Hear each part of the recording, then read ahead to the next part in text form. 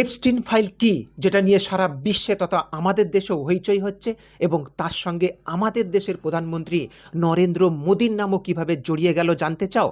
তাহলে এই ভিডিওটা দেখো। জেফ্রি এপস্টিন একজন হাই প্রোফাইল ব্যক্তির নাম। তার সঙ্গে বিশ্বের তাবড় তাবড় রাজনৈতিক ব্যক্তিত্ব, বিরাট বিরাট ধনকুবের ও সিনেমার আর্টিস্টদের সঙ্গে যোগাযোগ ছিল। বলা যায় বিরাট একটা নেটওয়ার্ক তৈরি করে ফেলেছিল এবং এই সব নেতাদের, ধনকুবেরদের এন্টারটেনমেন্টের জন্য বাচ্চা বাচ্চা মেয়েদের সাপ্লাই করত।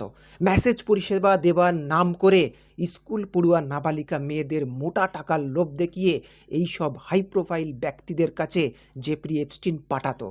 আর এই সব বাচ্চা মেয়েদের ভয়ঙ্করভাবে ধর্ষণ করে নিজেদের শারীরিক চাহিদা মেটাতো সভ্য দেশে তাবড় তাবড় নেতা ও ধনী ব্যক্তিরা। এই তালিকায় প্রথম সারিতে যাদের নাম প্রকাশ হয়েছে তারা হলো মার্কিন প্রেসিডেন্ট ডোনাল্ড ট্রাম্প, মাইক্রোসফটের মালিক বিল গেটস, টেসলার মালিক এলন মাস্ক সহ অগুন্তি ভদ্রলোকের। মার্কিন বিচার বিভাগ 3 মিলিয়নের বেশি পৃষ্ঠার ফাইল, অর্থাৎ 30 লক্ষ পৃষ্ঠার ফাইল প্রকাশ করেছে।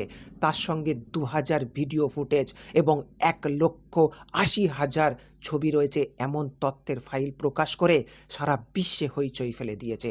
মার্কিন যুক্তরাষ্ট্রের ভার্জিন দ্বীপপুঞ্জের লিটিল সেন্ট জেমস নামের 72 একরের আস্ত একটা দ্বীপ কিনে নিয়েছিল এই জেফ্রি এপস্টিন।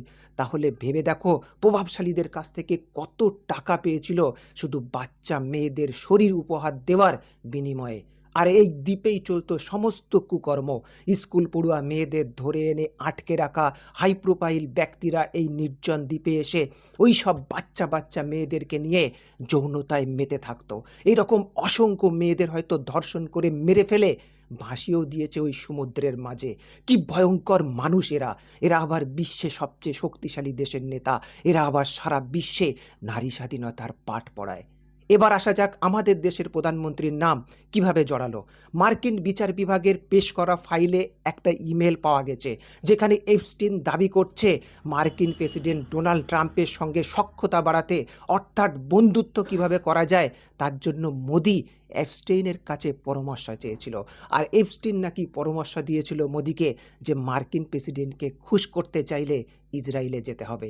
সেই মতো নাকি 2017 সালে ইসরায়েল ভ্রমণে যায় এবং সেখানে নাচ গানায় অংশগ্রহণ করে বলেও শোনা যায়। যদিও ভারতের বিদেশ মন্ত্রক এই দাবিকে ভিত্তিহীন বলে উড়িয়ে দিয়েছে। ভারতের প্রধান বিরোধী দল কংগ্রেস এই ঘটনার নিন্দা করে লিখেছে, এই ঘটনা জাতীয় লজ্জা। এর আগে ভারতের কোনো প্রধানমন্ত্রীকে এই রকম নোংরা ঘটনার সঙ্গে জড়িত থাকতে দেখা যায়নি।